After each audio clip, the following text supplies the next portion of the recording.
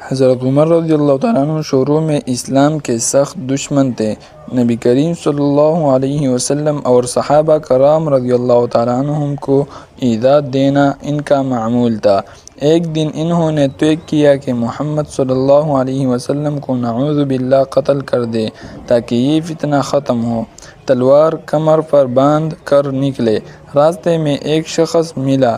اس نے کہا، پہلے اپنے گھر والوں کو سنبھال لو، تمہاری بہن اور بہنوئی فاطمہ بنت خطاب رضی اللہ تعالیٰ عنہ اور سعید بن زید رضی اللہ تعالیٰ عنہ بھی مسلمان ہو چکے ہیں۔ یہ سن کر حضرت عمر رضی اللہ تعالیٰ عنہ غصے میں بہن کے گھر گئے۔ وہاں قرآن کی تلاوت ہو رہی تھی۔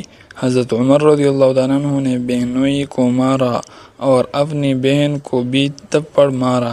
جب بہن کے چہرے سے خون بہنے لگا تو ان کا دل پسیج گیا۔ انہوں نے کہا، وہ کتاب مجھے دکھاؤ جسے تم پڑھ رہے تھے۔ بہن نے فرمایا، آپ ناپاک ہیں، غسل کریں پھر پڑھیں۔ غسل کرنے کے بعد حضرت عمر رضی اللہ تعالیٰ عنہ نے سورۃ طٰہٰ کی آیات پڑھی۔ الفاظ نے دل کو چھو لیا، آنکھوں سے آنسو بہنے لگے اور دل بدل گیا۔ پھر وہ سیدھے نبی کریم صلی اللہ علیہ وسلم کی خدمت میں حاضر ہوئے۔ صحابہ رضی اللہ تعالیٰ عنہ ڈرے کہ کہیں نقصان نہ پہنچائے، مگر نبی کریم صلی اللہ علیہ وسلم نے فرمایا، اگر یہ بھلائی کے ارادے سے آیا ہے تو خیر ہے، ورنہ اسی کی تلوار سے اس کا کام تمام کر دیں گے۔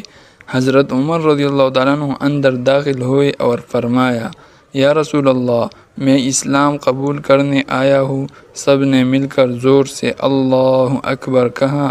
مکہ کی گلی